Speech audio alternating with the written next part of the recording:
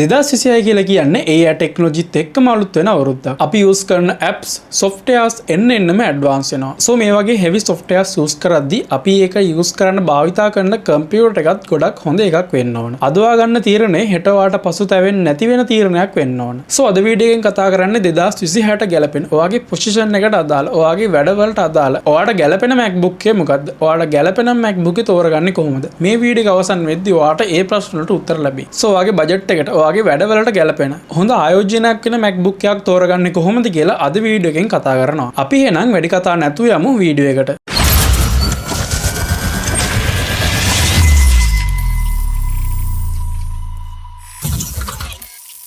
Apple එක විසින් ලොකු තීරණයක් අරගෙන හදපු M1 chip එකේ MacBook ගැන ඉස්සෙල්ලම කතා කරමු. MacBook Air M1 මේ Mac එක හදලා දැන්ට 2026 වෙද්දී අවුරුදු 6කට ආසන්න වෙනවා. ඉතින් 2026ට MacBook Air M1 එකක් purchase කරන එක හොඳයිද? ඇත්තම කිව්වොත් ඔයා තාමත් ඉගෙන ගන්න කෙනෙක් නම්, එහෙම නැත්නම් normal ඔෆිස් වර්කින් වගේ පොඩි වැඩවලට, ෆිල්ම් එකක් බලන්න වගේ වැඩවලට Mac එකක් හොයන්න කෙනෙක් නම් ඇත්තටම කිව්වොත් මේ Mac එක තමයි ඔයාලට තාමත් ගැලපෙන්නේ. බජට් කින් ඔයාගේ මුදලට සරිලන බජට් එකට ගැලපෙන MacBook එකක්. මම අර කිව්ව වැඩවලට, ඔයාගේ ස්ටඩි වැඩවලට, එහෙම නැත්නම් ඔයාගේ කම්පැනි එකේ වැඩ කරන තැන normal Excel Word වගේ use කරන්න, YouTube එක යන්න, ෆිල්ම් එකක් බලන්න, මේ වගේ පොඩි වැඩට නම් ඔයාට MacBook Air M1 chip එක තියෙන Mac එකක් ගත්තොත් ඔයාගේ වැඩවලට හොඳම Mac එක විදියට මේ Mac එක ඔයාට සජෙස්ට් කරන්න පුළුවන්. කලින් කියපු වැඩවලට මේක යූස් කරනවා නම් ඔයාට මේක ස්ලෝ වෙන්නේ නැතු වෙන්න, හිර වෙන්නේ නැති වෙන්න මේ Mac එක යූස් කරගන්න පුළුවන්. ඒ වගේම මේකේ බැටරි එකත් පැය 10ක් විතර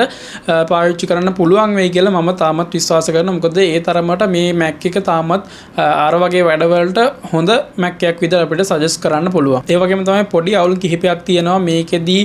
ඉස්සරහට අප්ඩේට් එන එක නවතීමේ ලොකු ඉඩකඩක් තියෙනවා. මොකද ගොඩක් පරණ ඩිවයිස් එකක්, ඒ වගේම පරණ OS එකක් තියෙන්නේ. අලුත් අප්ඩේට්ස් මේ Mac එකට දරා ගන්න බැරි වෙන හේතු නිසා ගොඩක් දුරට මම හිතනවා ඉස්සරහට 2026 වගේ අවුරුද්දක මේකට අප්ඩේට්ස් එන එක නවතී කියලා. දැන්ටමත් අප්ඩේට් එක නැවතිලාද කියලා මම හරියටම දන්නේ නැහැ. මුත් මම හිතනවා අවුරුදු 6ක් වගේ පරණ වෙන නිසා Mac එකට අප්ඩේට් එන එක නවතී. ඒ වගේම තමයි වීඩියෝ එඩිටින් වගේව කරන්න බලාපොරොත්තු වෙනම් මේ Mac එකේ නම් ලොකුවට heavy වීඩියෝ එඩිටින් කරගන්න බැරි වෙයි කියලා මම ගොඩක් වෙලාවට හිතනවා. ඒ නිසා මම කලින් කියපු normal working වලට වගේ නම් මේ Mac එක ගොඩක්ම හොඳයි. ඊළඟට කතා කරමු MacBook M2 chip එක. ඉතින් මේ chip එක තියෙන Mac වලට මාරු වෙන ගොඩක්ම හේතුව මම දැකලා තියෙන සමහරක් තැන්වල, කියන්නේ ගොඩක් තැන්වල දැකලා තියෙනවා මේකේ තියෙන ඩිසයින් එක.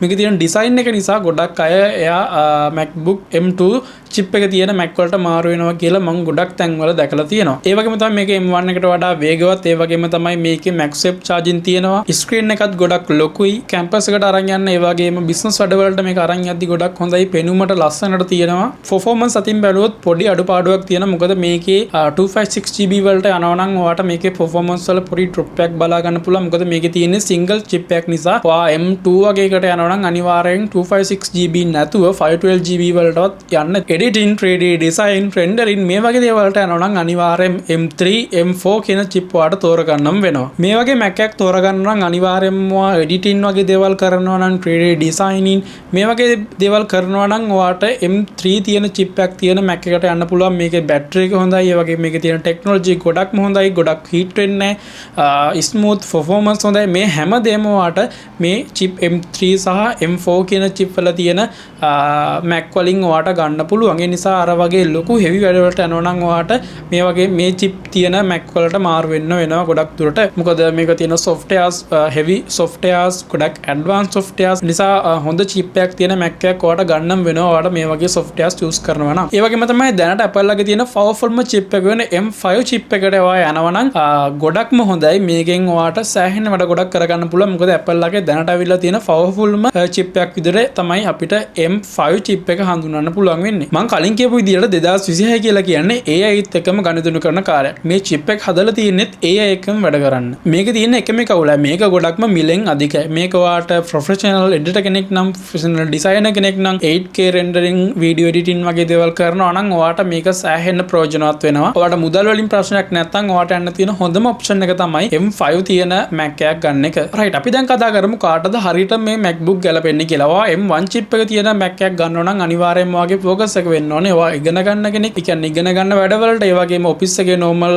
Excel PowerPoint මේ වගේ වැඩවලට ඊට පස්සේ ඔයා සාමාන්‍යයෙන් budget ඒ වගේ තමයි ගොඩක් අඩු මුදලට ඔයාට ගන්න පුළුවන් budget එකට හොයනවා නම් අනිවාර්යයෙන්ම ඔයා MacBook M1 chip එක තියෙන එකට යන්න. මේක තමයි ඔයාට හරියටම ගැලපෙන්නේ. මීට වඩා තව ටිකක් performance වැඩි කරලා මේ වගේ දේවල් ලොකුවට කරන්න බලාපොරොත්තු වෙන කෙනෙක් නම් සාමාන්‍යයෙන් ඔයාට යන්න තියෙන M2 chip එක තියෙන එකට අනිවාර්යෙන් base model එකට යන්න එපා. 512GB තියෙන එකක්වත් අනිවාර්යෙන්ම ඔයා purchase කරන්න. M3 සහ M4 කියන chip වලට යනවා නම් අනිවාර්යෙන්ම ඔයා editor කෙනෙක් වෙන්න ඕනි. එහෙම නැත්නම් designer කෙනෙක් වෙන්න ඕන. නැත්නම් creator කෙනෙක් වෙන්න ඕන. ඉතින් මේ වගේ focus වලට ඔයා Mac එකක් හොයනවා නම් ඉතින් ඔයාට මේක සෑහෙන ප්‍රයෝජනවත් වෙනවා. සෑහෙන ලොකු වැඩ ගොඩක් කරගන්න පුළුවන්. M5 chip එකට යනවා නම් අනිවාර්යෙන්ම ඔයාට ගොඩක් සල්ලි තියෙන්න ඕනි. ඒක සල් වලින් ප්‍රශ්නයක් නැති වෙන්න ඕනි. ඒ වගේ තමයි අනාගතේ තව අවුරුදු 5-6ක් use කරන්න පුළුවන් හොඳ Mac එකක් ගන්නවා නම් අනිවාර්යෙන්ම ඔයාට යන්න තියෙන හොඳම solution එක තමයි M5 chip එක තියෙන MacBook එකක් purchase කරන එක. so ඔයා දැනටත් Mac එකක් use කරනවා නම් ඔයාගේ Mac එකේ තත්ත්වය කොහොමද? ඔයා use කරන Mac එකේ මොකද්ද? මේක මේ වගේ වැඩවලට අවුලක් නැද්ද?